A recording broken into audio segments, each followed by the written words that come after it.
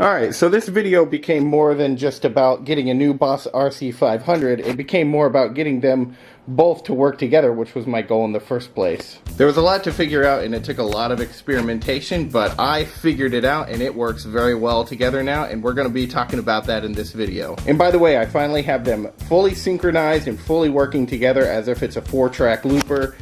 Yes, it worked. Now, for me to explain how I got these two loopers to run as a single unit, we need to rewind to yesterday when I bought the darn thing. So, let's go ahead and rewind. Or reverse, rather. Act like this is a reverse button.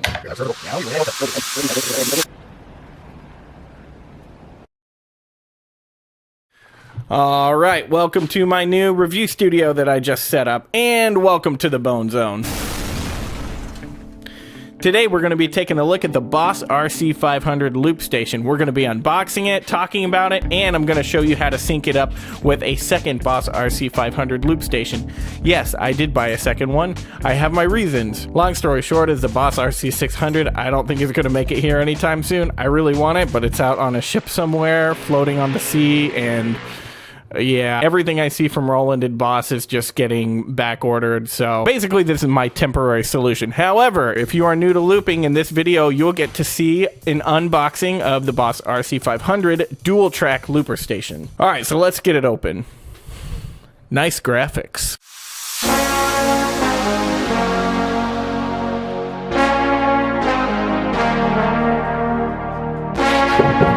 Can't do a review without the cow cover.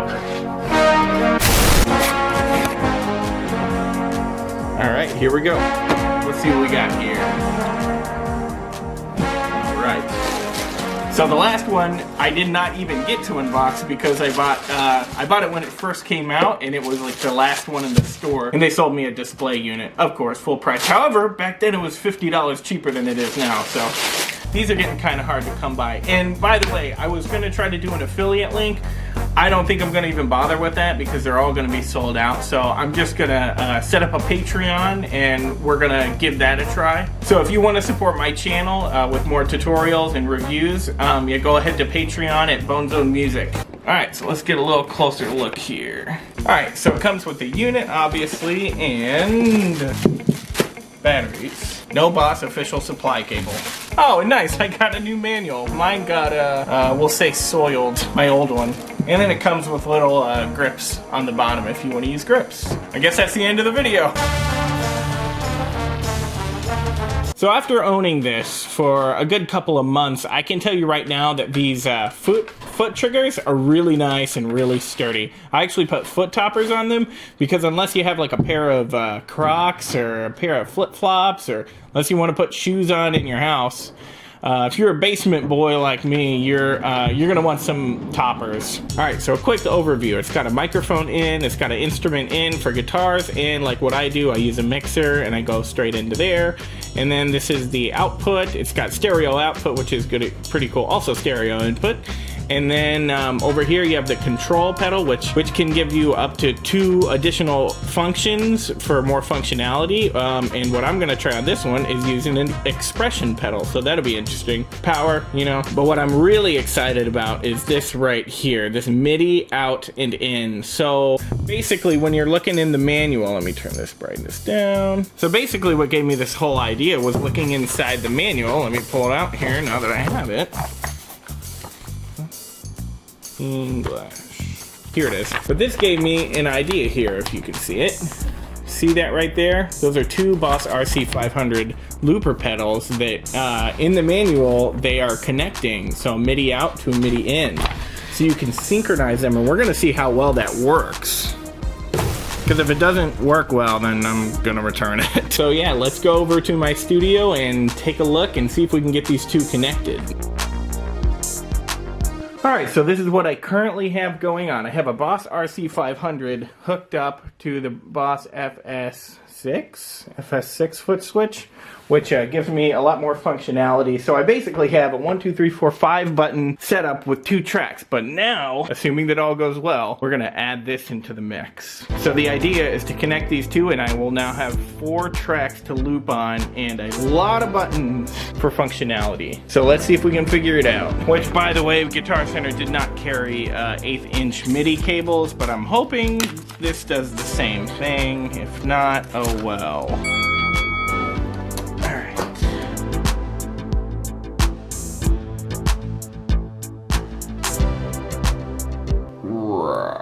Clock out, sync dark. Alright, I'm gonna read the manual real quick. Hey! Oh, it doesn't say.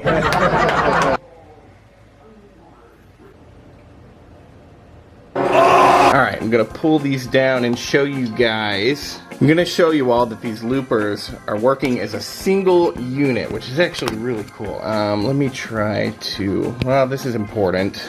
I'm gonna have a completely separate video tutorial on how to actually achieve this setup, which I think is very functional, very professional, and I think it's gonna be very reliable. Time will tell, but okay, so, and again, I'll explain everything in the tutorial, but the time clocks are synced up. This is the master, and this is the slave. I don't know why people commonly call it that, but that's what it is. This is massa, and this is slave.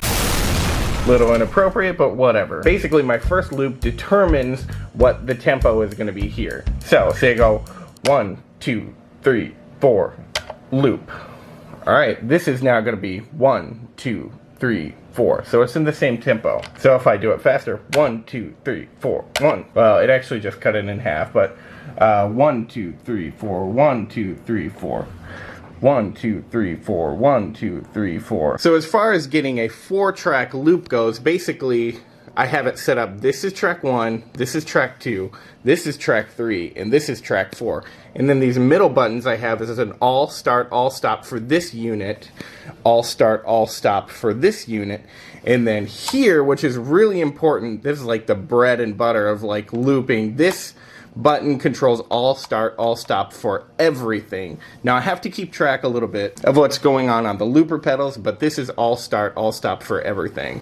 So really quick how I achieved that, I basically rigged this to be plugged into this and this at the same time. I don't have time to explain it now, but that's basically what's going on. This button is sending a signal to this and this simultaneously. I haven't figured out what I want to do with this yet. Alright, so let's talk about what gives this a real single unit feel. So basically, one of the big discoveries that I made was that you can change the memories simultaneously with one unit. Let me show you really quick. Alright, now we can see a little bit better. If I can keep my gorilla hands out of the way. So, check this out. You move the memory, they both move simultaneously. That gives it a really nice single unit feel, which is exactly what I was going for. It took me a while to figure it out. Again, in the tutorial, I'll explain it in detail. Also, having the tempos perfectly synchronized is a really nice single unit feel. Having this as the slave, you have to just understand that this sets the tempo, and once you start messing around with this one alone, it kind of breaks the synchronized clocking. So you just have to treat this literally as the, I gotta come up with a better word for that. The leader and the follower. That's a good name. We should start calling it that. This is the leader and this is the follower. So you just have to be sure and treat this as the leader and this is the follower. This is not going to dictate anything. It will just follow what's going on here. I like that. I'm coining that term. Alright, so let me just show you an example of it working. I'm just going to use my keyboard. So I know it's dark, but I want you to be able to see that screen right there. So I'm just going to give you a quick example of how they all work simultaneously together. Alright, here we go.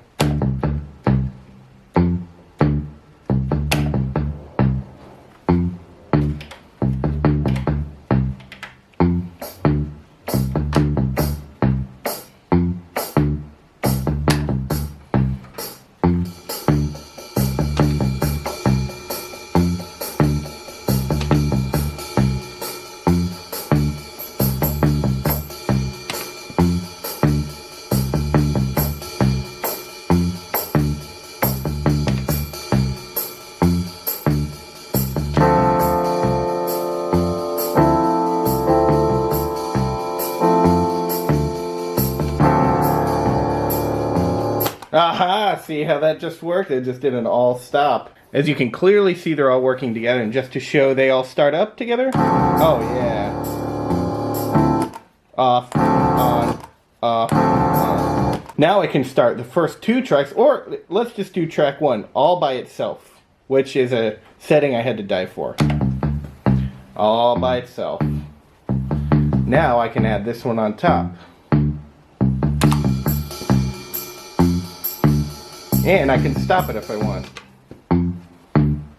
Okay, I just made a discovery. I have to start this one in time with this on my own. The loop is not necessarily synchronized, but the tempo is. So I basically have to just start it on the money.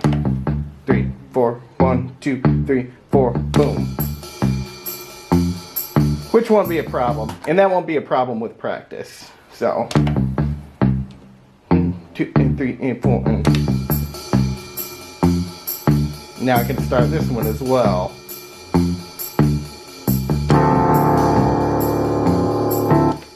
Another discovery I just made. As long as I start the first track on time, the second one will follow. It won't follow this, it'll follow this track. So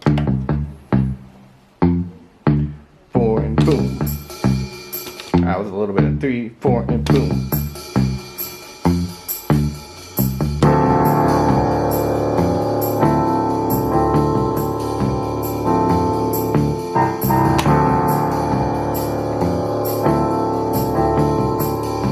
Now I can take some out.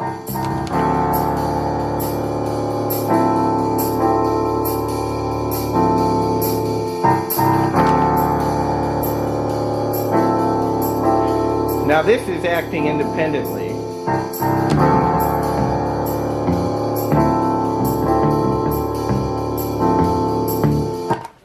So as you can see, wow, let's see if I can carry my tripod up here. So as you can see, they're working very well together.